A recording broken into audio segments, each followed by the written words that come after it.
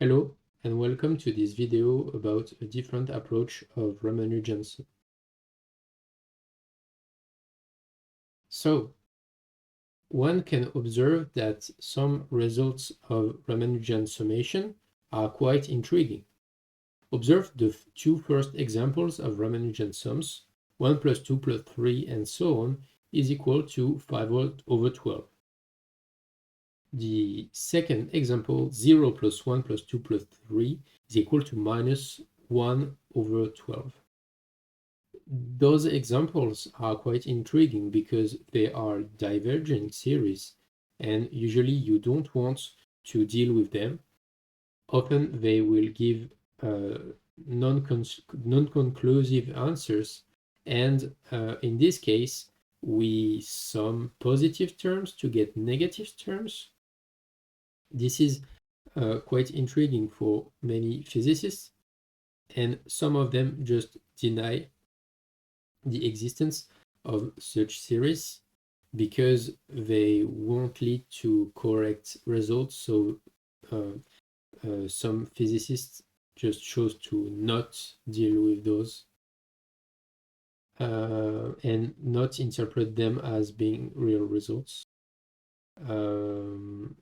Now, for the context, those summation are not the summation in the usual sense. They are called Ramanujan Summation, that I note with a R on the equality or the summation. On the bottom, I wrote an expression of the Ramanujan sum that is usually introduced, that is being a huge limit, that is the difference between a classical sum on the left, so the sum from k is equal to 1 to n of this function. But on the right side, we see a bunch of terms, including an integral, a term f of n, which will likely diverge as n goes to infinity, and also a sum to m. Oh, actually, I think it's a mistake. It's actually to n and not to m, of Bernoulli series, and also a term that intervenes with the 2k minus 1th derivative of f. So I think those are indeed problematic to a simple approach. Therefore, we can try to see, okay, so how can we deal with those objects?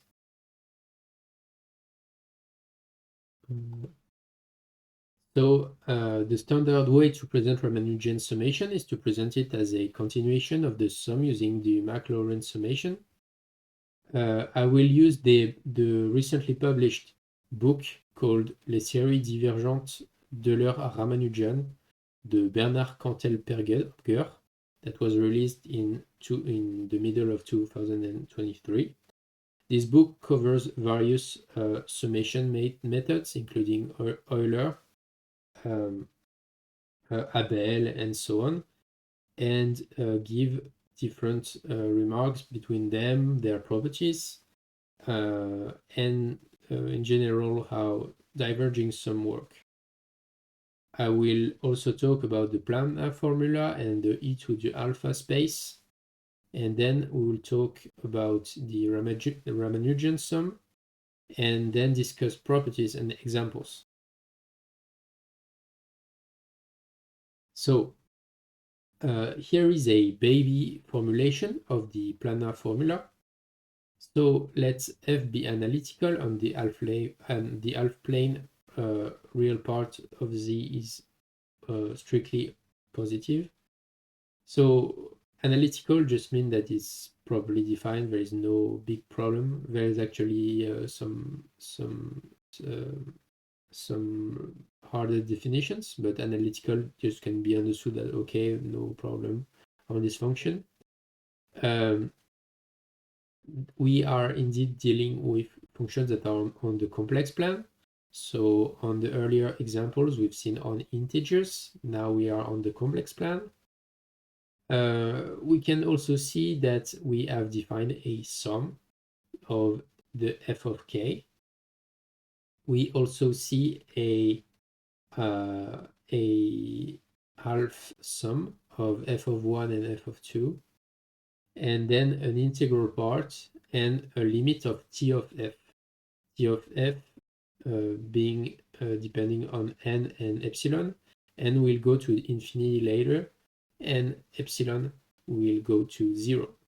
T of f is a sum of two contour integrals, one being on the gamma plus and the other on the gamma minus. They are integrals of f of z times 1 over 1 minus exponential minus 2i pi z dz. So what is gamma? So gamma looks like this. So it's a contour on the complex plan. The whole gamma goes from 1 plus IH to n plus IH to n minus IH to 1 minus IH. Actually, there is a small complication here. It actually does not go through 1, it avoids 1. But since we'll take the limit, it's not really a big problem. It should stop at epsilon, but since we take epsilon to be near 0, it collapses. Same goes with n, it's actually n plus and minus epsilon here. So it actually loops around n. And what is gamma plus and gamma minus? Gamma plus is just the part above with the imaginary part being positive and gamma minus on the bottom. So it circles like this. It circles like this on the gamma plus, and on the gamma minus, it circulates like this. So we have our expression. H will go to infinity. So H goes to infinity, n goes to infinity. So basically, half the half plane that's above 1 in terms of real part will be defined as our plane of interest, since h will go to infinity and n goes to infinity. Okay. Now, one lemma is that when we take our contour integral, so when you have a contour integral, you can sum on the line integrals that are in between. So when you have a rectangle, you can just say, oh, okay, it's this line plus this line plus this line plus this line. Here we are on the gamma plus and gamma minus, so this line plus this line plus this line plus this line. Two of them will actually cancel out and you will be left with those terms. So you can recognize the I plus IH, 1 minus IH, n plus IH, n minus IH. So I'll let you do the calculation, but what we can notice is that we actually have a term that's close to 1 on the real part, and here a term that's close to n on the real part, and we'll see later. Here's the actual Plana formula. So f is analytic on the half plane. Here we are on a real part of z above 0. So earlier we were above 1, so above or equal to 1. There exists a above 2 pi, and also there is a constant c of n that bounds the module of f exponentially to the 8th power. And by defining the sigma f to be the difference that we've seen earlier, we can actually write the sum of fk with the term that we've seen earlier with the sigma f symbol. Okay. Oh, I think if there were a mistake earlier, I wrote f of 1 plus f of 2, but it's actually f of 1 plus f of n over 2. The Plana formula, lemma 2. So if f of x plus it goes to 0 fast enough as x goes to 0, and that both the sum and the integral converge, and that the limit of the sigma n, so the sigma f of n, so this term here goes to 0, then you can rewrite this term. And if you take the previous one, you can actually see that we want to cancel this term. Wait, we don't want to cancel. We actually can write our Ramanujan sum as a term that's close to this term. So f of 1 over 2, f of 1 over 2. The integral here that is kind of part of the Ramanujan sum, and the part with the sigma f of 1 that is here, that is expanded. But the thing is that we will consider a space called e to the alpha space, in which this can hold, but we have not said explicitly what it is. So if, for example, if you take the example of g of n to be equal to 0 and g of n to be equal to sine pi n, one can notice that they are both equal to 0 on integer values, but not on non-integer values. So since we are studying function on the complex plan, it will actually have some difference. So if you take g of n, this is 0, this is 0, this is 0, so everything is equal to 0. But if you take g, this is equal to 0, and this is not equal to 0, is equal to 1 over pi. And actually you have a problem in which you sum something that is supposed to have the same value. So like if you sum on integer values, it's like f of 1 plus f of 2 plus f of 3. And then you end up with two different results of functions that are the same. And the thing is that the sine pi of n is not a function that you are allowed to use. Actually, there's a theorem that said that in the e to the alpha space, if all the integer values are equal to 0, it means that the function is 0, so it is g of n. And actually, there is only one Ramanujan sum. So this is how you define the e to the alpha space.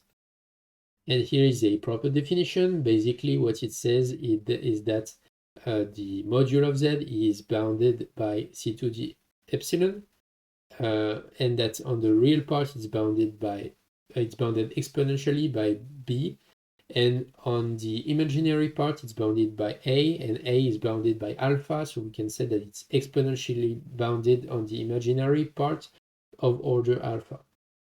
And one can notice that if f is in the space e to the 2 pi, f verifies the hypothesis of the Plana formula. So I will not explain how, but this is why it's interesting to have this hypothesis and to have this space. And usually we will consider those spaces. So let f be equal to e to the pi. There exists a single function phi to the f in e to the pi, verifying. So this formula, it's a difference equation, and it's equal to f to the z plus 1 with a bounding condition that phi of f is equal to f of 1. And this function is given by, so phi of f is just equal to the integral of f between 0 and z, f of z, a term c, an integral that we've seen earlier. And actually, it's the term of the Ramanujan sum of earlier. The c of f is just equal to f of 1 over 2 plus the forward term.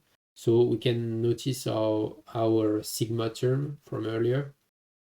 And the c is actually the Ramanujan sum that we have found again. Theorem, so let phi f, the function phi f is the only function that verifies this equation, and that is the analytical prolongation in the half plane. Real part of z is above -1, or if phi of f of 0 is equal to 0. So we will rather use the thing in 0 because it's more convenient. So this guarantees the existence and the unicity of this function. So if you take some examples, if f of x is equal to 1, then the difference is equal to 1, then it means that phi of f, its closed formula is actually x. Yeah. And one can verify that in 0 it's equal to 0. For f of x is equal to x, we have x plus 1. Remember, we have plus 1. Oh, here I made a mistake. It's not 2 to the x, it's 2 to the x plus 1, because we are doing x plus 1 here. But the answer is correct, it's just a typo. So phi of f is equal to x to the x times x plus 1 over 2. We can verify in 0. Same goes to the power x. And actually, this term phi is quite easy to compute on some of those terms, because we can find some recursion. And some of those series are well known. And we have found a more suitable approach to find the Ramanujan sum by using the phi f. The Ramanujan sum definition, so we can define it by the term f of 1 divided by 2 plus I times the forward term, the forward difference on near 1 here. This term will be very useful because it's how we define it, and it's actually very simple. But we actually don't want to compute those terms. We will introduce the phi f. So if there is a phi f, then we can just write that the Ramanujan sum is just the integral from 0 to 1 of phi f of x dx, which is a very, very simple result, because we can just integrate. And as we've seen earlier, those terms can be really easy if you actually do the calculation. We don't have some horrible terms. Okay, and we can see that if the integral converges, and if the term f of x plus yt goes to 0, then the Ramanujan sum is linked to the series, the infinite series, and the infinite integral. So we can also write this, which is very convenient. And we can notice that it's the special case in which this term goes to 0. So here, if it goes to 0, yeah, it's not a mistake. Yeah.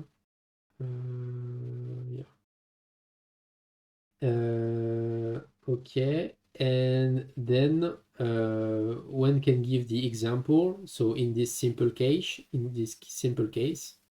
if you take the series 1 over n to the power s, you actually get the series here, get the integral. This is very simple. This is just zeta. I think it's the zeta. And you just have this expression right away. Now about the properties. Usual sums will actually have the shifting, so you can actually shift. So it's this expression. If you shift the sum by the term m being integer, then you actually have all of the terms that are shifted, that is shifted by. This is known as the shift property.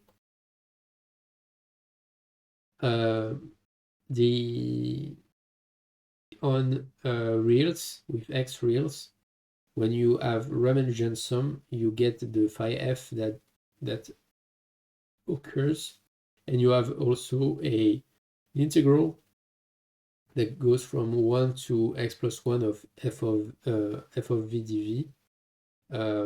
Not sure exactly how this term is calculated on non-integers, but on integers it just simplifies nicely to m plus 1. This term will actually simplify to the sum of f to the m. And this is my presentation. I hope you enjoyed it. If you have any question, feel free to ask them in the comments. I hope it was a nice presentation and gave you a new approach to this concept. Thank you.